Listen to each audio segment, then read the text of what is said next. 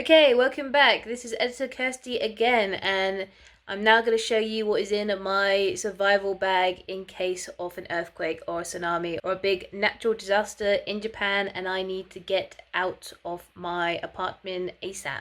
So please enjoy the video. This is everything in the bag that I've taken out, and I shall put it back in now. But this all does fit into my bag, so I recommend to get at least some of this stuff. But let's dive into what each of these items are. Okay, first things first is documents. Make sure you have your passport in your bag, so when you need to get out, you still have your travel documentations. Also, because I work in Japan, actually my passport's also got my working visa in, so make sure you have your passport, especially to make sure you can still stay in the country and they won't try and kick you out, and you have proof of I do work and live here. Same thing with other documents you should have to show proof that you live here and proof you're working. So I have other important documents in this folder here. The documents I have in here, in case you guys want to know what documents do you need to put in, because I've seen other videos where people have made their survival bag and they just go important documents, but sometimes you could be like, what the hell are the important documents I need to take with me? So the documents I have in here, it's my proof of contract for my job, my proof of residency for Japan. I also have my house insurance in here as well, because I thought just in case you get a really bad disaster and your house is kind of wrecked and you need the proof of your insurance, then I thought that'd be a useful one to stick in here as well. And I also have my university degree in here as well, since some places they're very big on having the actual document, so I thought let's just add it in there as well. So those are the four big documents I have in here. Also, with being a resident in Japan, you will have a residence card. Make sure you have that with you at all times as well. So for me, that always lives in my phone, so wherever I go, I will always have that. So make sure that's either in your bag, but that card should be with you at all times. So make sure that's either in your purse or in your phone case when you are traveling around if you live and work in Japan. Next one is money. Make sure you have some money in your emergency bag, because especially where you do not know where you're going. Also, if you have any bank cards as well, stick one bank card in here just so you can use some form of currency. So for me at the moment, I've stuck about 20,000 yen in there, so that's roughly about £100. I've also been told as well you should put some smaller coins in the bag as well. So I've got some 10 coins and 100 yen.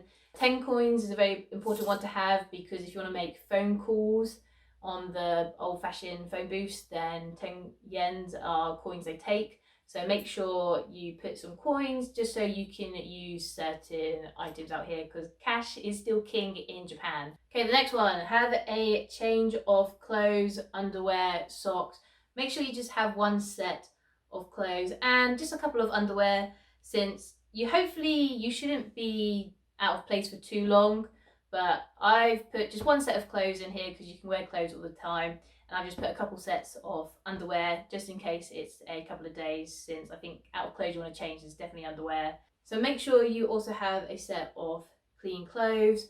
And also what someone made the point of to me, which I didn't even think at the time, if you happen to get injured during the earthquake and you have either bled on your top or your trousers you're currently wearing, you're definitely going to want to change into a set of clean clothes once you have sorted out your wound. So very important to put just some clothes in your bag. Wash kit, make sure you have a wash bag in there with you. So at the moment I feel like I've got a fairly big wash bag, but I've kind of just put everything known to have what kind of washing gear you should have. So I've got toothbrush, toothpaste, soap, conditioner, mouthwash, sunscreen, moisturizer. I've also gone for a slightly bigger one because I was like, if someone hasn't got something they need for like cleanse wise, I'm happy to kind of give some of this out and share. I think it's important to also make sure you have an emergency bag for yourself, but have a little bit more just in case someone's got nothing and you can help them out as well. So this is also why my wash bag is definitely a little bit bigger than probably what you need for one person survival. I also got some body wipes and some small hand wipes. So if you go to the bathroom and stuff, you've got something to kind of just disinfect or cleanse yourself a bit more easier. I also got some bin bags as well, so you can take any rubbish you have with you. Make sure you also pack some toilet paper. A really big one, make sure you have a first aid kit. You can buy first aid kits anywhere, especially on Amazon. Now what I've done with this one, I bought a basic one online, and then my local 100 yen shop had different first aid stuff, or mainly just items like more plasters, antiseptic wipes, just kind of more things I thought you're realistically gonna need. Obviously there's got bandages and these big wound items as well, but I feel like most cases when you need like a first aid, you always just need kind of some antiseptic wipes or just lots of plasters. And I just got in some kind of big band.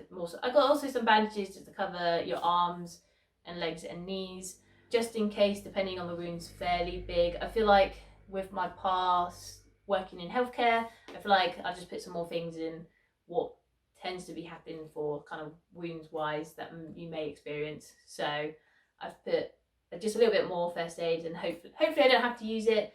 But I always find it's better to be over prepped for first aid than under prepped. Also for ladies, make sure you put in some sanitary towel items. But I say also for ladies, I think men, if you are making an emergency bag, also put some sanitary pads in, just in case you have anyone who is on a period at the moment and they have nothing. So then at least you can help them out as well. That's also why I've packed more, in case anyone hasn't got any, so you can share out. So I would say this is not a ladies thing, this is everyone. Put some pads in just to help anyone who happens to be on their period in the state of a disaster. This is also another reason why I recommend you should put pads in your bag as well. But if someone is gravely injured and you don't have a first aid kit, you can actually use pads to cover up the wound. I also just put in some flip-flops just in case I have some sort of shoe wear. Like flip-flops aren't probably the best one, but some type of shoe is better than no shoe. At the moment I've got 1 or 2 items I'm waiting to come, which is just some thinner trainers that can kind of fit into the bag nicely. And I also am getting like a small poncho or raincoat that can fit in the bag as well. So make sure you put some type of travelable shoe and some rain wear depending on the weather, because that's always the hardest thing. You need to kind of prep for extreme heat if it happens in the summer, or kind of coldness or winter wear depending when the earthquake happens. Now this could be something, if you want to keep on top of your bag all the time, that could be something you could take in and out every 6 months to make sure your bag is ready for on the weather depending when the earthquake comes. But it depends on how organised and on top of the bag you want to be. There's also a tinfoil blanket in here just in case anyone experienced shock or hypothermia, so that's also another good thing to have in the bag as well. And let's not forget some few important items you should really have in your bag as well. If there's nothing you don't put in the bags, but make sure you definitely have these items in, is water. Make sure you have some water in your bag. It's recommended you should have at least 2 litres of water in your bag. So make sure you get 2 of these chunky bottles from your local supermarket or convenience. And then obviously what comes with water is survival food. Make sure you put in some non-perishable food items. Now for me, I've kind of got like a bit of a mishmash, I didn't really know what to put in. So we've kind of got like some energy bars, but I have to keep an eye on this because I think they don't live for a long time. And then I've got some more food that survives longer, which is like spam and canned tuna. And then I also saw online like rice is another good non-perishable item. And when I left my old school, I got gifted a small bag of rice, so I just put that in there. But I have no way to cook it if I'm in a disaster.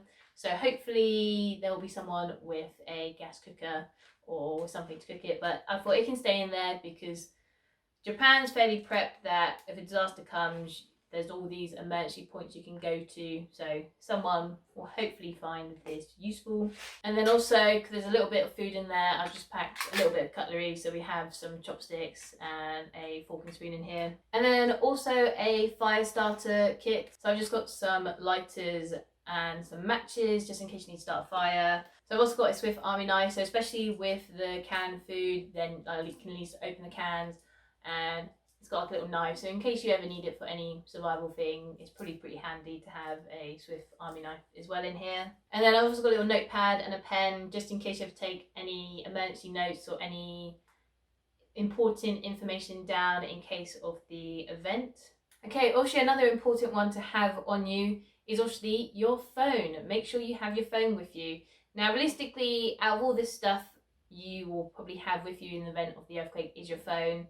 So make sure your phone is with you.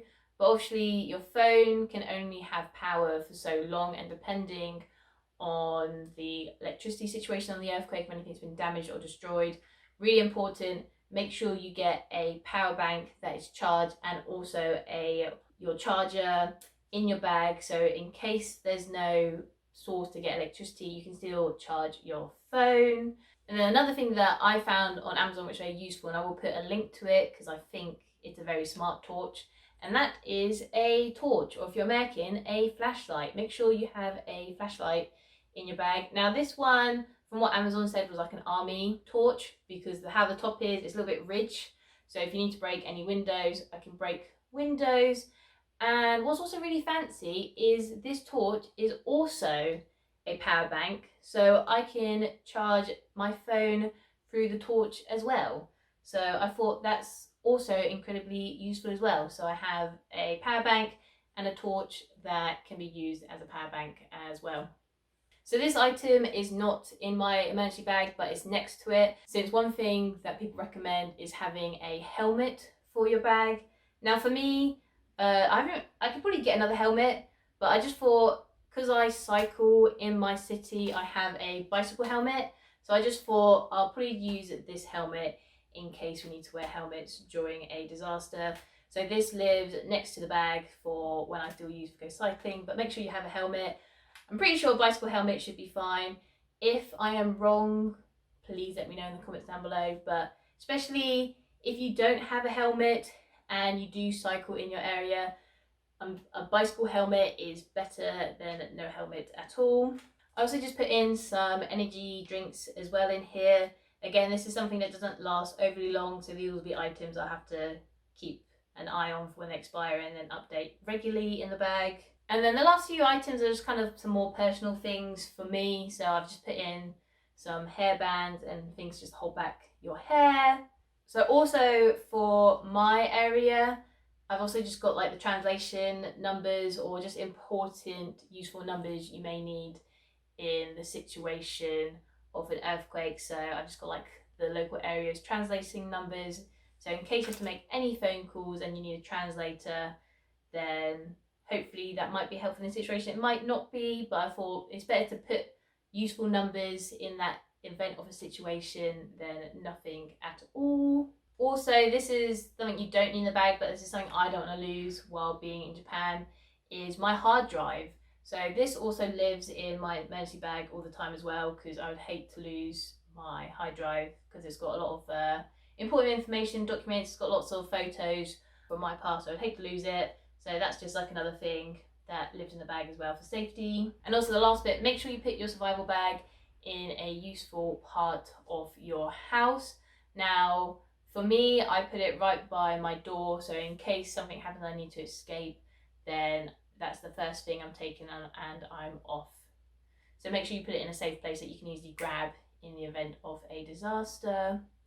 And there you guys have it. So that is my survival bag. If you've enjoyed this video, please leave it a like, please share it around, because I think it's really helpful for people to know what they should be putting in their survival bags. And if there's anything I missed or should also add in my bag, like I said before, please share it. Let's make this a useful video so other people know what to bring, what to update, what to improve in survival bags, because it's important in case a big earthquake happens that everyone survives and stays healthy and hopefully is not injured, since we don't want any deaths, or we want to have the lowest number of deaths possible. So please stay safe in case of an earthquake. But thanks for watching, and I'll see you in the next Japan related video. Bye!